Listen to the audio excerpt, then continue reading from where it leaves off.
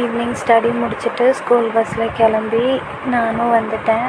நான் நினச்சேன் முதல்ல என் ஸ்டாப் வந்துடுன்னு. பட் இன்றைக்கி ஊரெல்லாம் சுற்றி காமிச்சிட்டு அந்த அண்ணே அதுக்கப்புறம் தான் என் ஸ்டாப்புக்கு வந்தாங்க.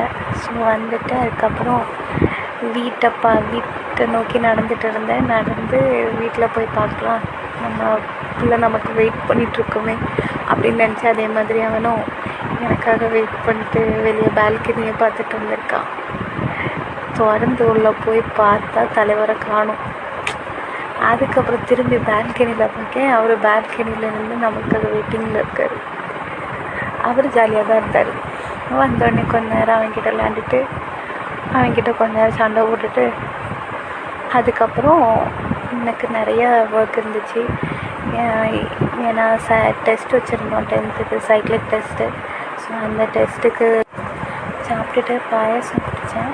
பாயாசம் பண்ணியிருந்தாங்க வீட்டில், அதனால் பால் பாயாசம் அதை குடிச்சிட்டு அப்புறம் அவனை தூங்க வச்சுட்டு அதுக்கப்புறம் தான் ஆன்சருக்கு எழுத உட்காந்தேன். ஏன்னா அவன் கண்டிப்பாக எழுத விட மாட்டான். ஸோ அதனால் அவனை தூங்க வச்சுட்டு அதுக்கப்புறம் உட்காந்து ஆன்சருக்கு எழுதிட்டு பேப்பர் கரெக்ஷன் பண்ணணும்னு நினச்சேன், ஆனால் முடியல.